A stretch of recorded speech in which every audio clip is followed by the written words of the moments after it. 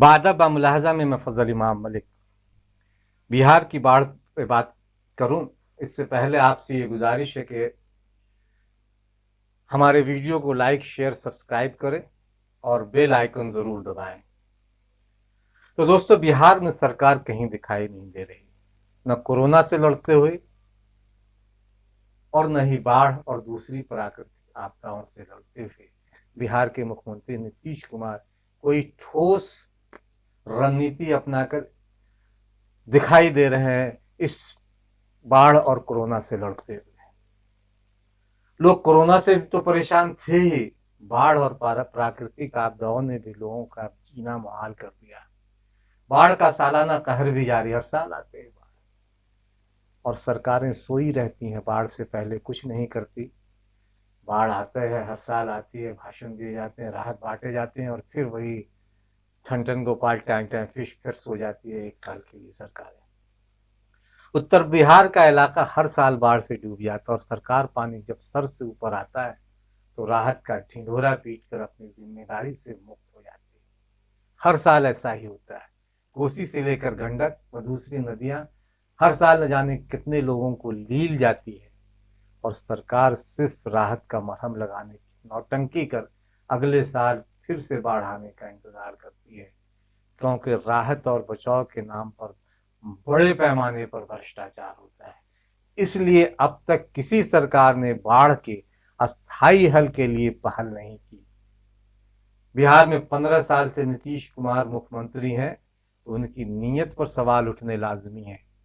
भाषण देना अलग है, वो बहुत भाषण देते हैं, जीरो टॉलरेंस जैसे मुहावरे गढ़ते हैं, जिस तरह से केंद्र में नरेंद्र मोदी कई तरह के मुहावरे गढ़ते हैं, उस तरह से बिहार में भी मुख्यमंत्री नीतीश कुमार मुहावरे गढ़ने में माहिर हैं और मीडिया उनके साथ, मीडिया को उन्होंने साध रखा है अपने लिए। मीडिया उतना ही दिखाता है, बताता है जितना नीतीश कुमार चाहते हैं। कोरोना काल में वे लापता है, यानी मुख्यमंत्री नीतीश कुमार लापता है। बाढ़ से लोग बेहाल हैं, लेकिन आश्वासनों और वादों का लॉलीपॉप ही सरकार थमा रही है। अस्पतालों का हाल तो मत ही पूछे। बादब बा मुलाहजा में कई बार हमने बीमार अस्पतालों का हाल दिखाया था, मरीजों की परेशानियां दिखाई थी, शवों को रखा हुआ, कोरोना से संक्रमित मरीजों के शव रखे हुए अस्पतालों में दिखाए थे, लेकिन सरकार अभी भी सोई हुई, अंतरात्मा उसकी जाग नहीं रही। नीतीश कुमार की अंतरात्मा तभी जागी थी जब उन्हें रातों रात सत्ता पलटनी थी, जनादेश का अपमान करना था, तब उनकी अंतरात्मा जागी थी और वो महागठबंधन का दामन छोड़कर भारतीय जनता पार्टी की गोद में जाकर बैठ गए थे, तब उनकी अंतरात्मा जागी थी। बिहार में गंडक, कोसी सहित दूसरी नदियों के जलस्तर में इजाफे के कारण बाढ़ के हालात गंभीर हैं। गंडक खतरे के निशान के पार है। नदी के भारी दबाव के कारण गंडक के तिलावे और सिकरहना के रिंग बांध टूट गए। गोपालगंज से लेकर सारण तक दहशत है। नए इलाकों में पानी फैल रहा है। कोसी तटबंध के अंदर बसे गांव में भी पानी घुसा। हजारों लोग विस्थापित हो चुके हैं। कई जिलों के बीच सड़क संपर्क टूट चुका है। भोजन और पशु चारा का भी संकट बढ़ा है। एक तो कोरोना की वजह से संकट था, दूसरे अब बाढ़ की वजह से। सीमांचल में भी बाढ़ ने लोगों का जीना मुहाल कर दिया है। सुपौल में कोसी तटबंध के कई बिंदुओं पर कोसी का दबाव बना हुआ है। पश्चिम चंपारण, शिवहर और सीतामढ़ी, मधुबनी व बेगूसराय में पानी ही पानी है, कईयों की मौत हो गई। सिकरहना और तिलावे नदी के रिंग बांध टूटने से सिगौली और बंजरिया प्रखंडों के गांव में पानी फैल गया है। रक्सौल के आदरपुर प्रखंड के बखरी व करैया पंचायत को जोड़ने वाली पुलिया बाढ़ में ध्वस्त हो गई है। आदपुर प्रखंड के झिटकहिया गांव के विद्यालय, पंचायत भवन व आंगनबाड़ी केंद्र में बाढ़ का पानी घुस गया।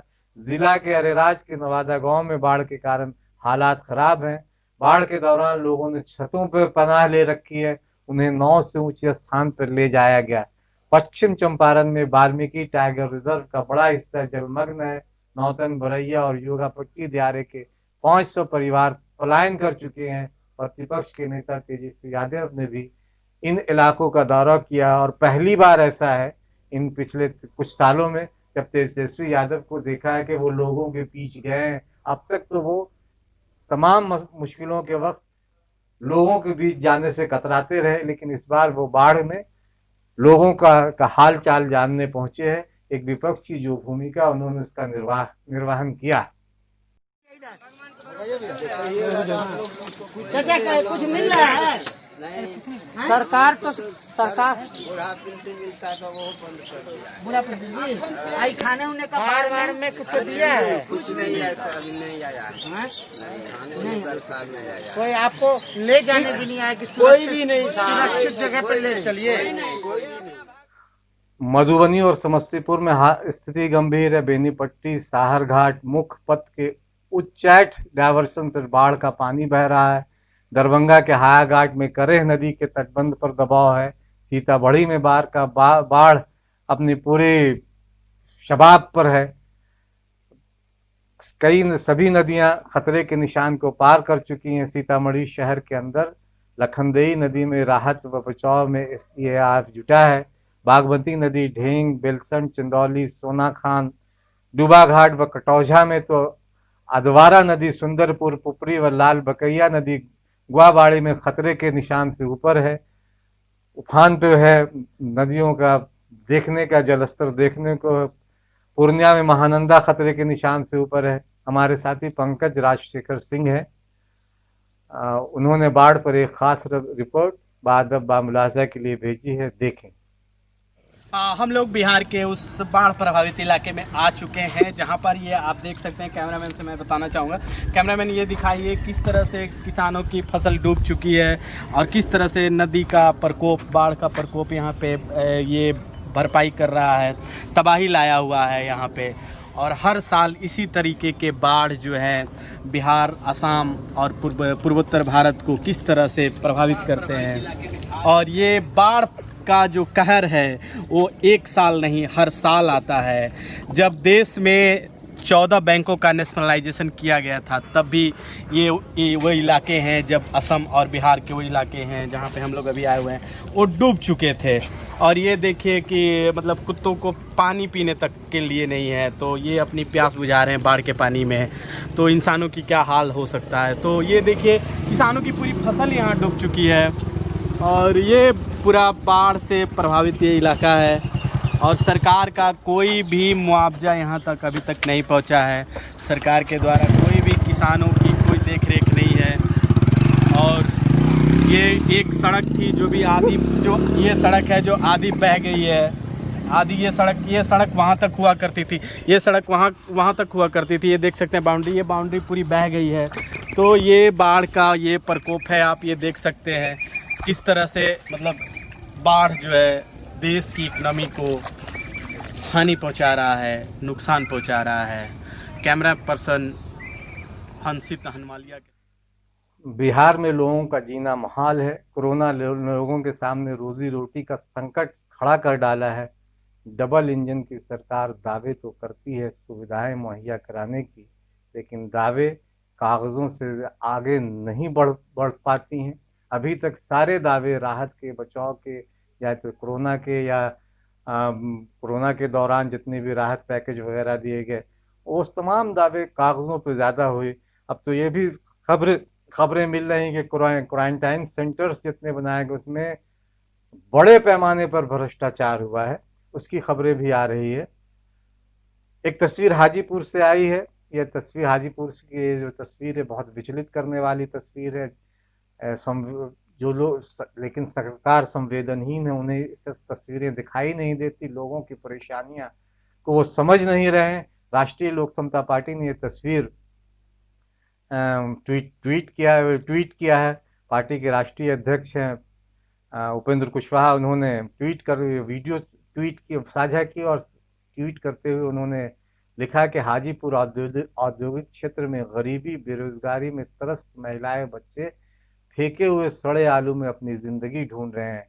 डबल इंजन वाले नीतीश कुमार सरकार के MLA, MP, केंद्रीय खाद्य मंत्री व गृह राज्य मंत्री सब यहीं से हैं, यानी सारे लोग बिहार से। बिहार में NDA के 39 सांसद हैं, लेकिन कहाँ पता नहीं चल रहा है। और वो बयान बहादुर गिरिराज सिंह का भी अता पता कुछ नहीं है। बीच में एक आध बयान आया था, लेकिन वो भी अभी कहीं कोरोना के डर से, कोरोना मैया पता नहीं बहुत सारी बातें कोरोना मैया की हो रही है, और जो आस्था की बात है तो हो सकता है कि वो कोरोना काल में कहीं छुपे हुए बैठे हों या कहीं महफूज ठिकाने पर हों। छुपी हुई बात तो मैं नहीं कहूँगा, क्योंकि छुपे हुए कहना अच्छा नहीं है। हर आदमी अपनी अपनी महफूज ठिकानों पर जमा हुआ है, लेकिन छुपी हुई चीज़ें तबलीगी जमात से जुड़े लोगों के लिए कही जाती रही, इसलिए व्यंग में ये बात कही, क्योंकि दक्षिणपंथी संगठनों ने भी इस छुपे हुए को बहुत प्रचारित किया था। भारतीय चैनलों के,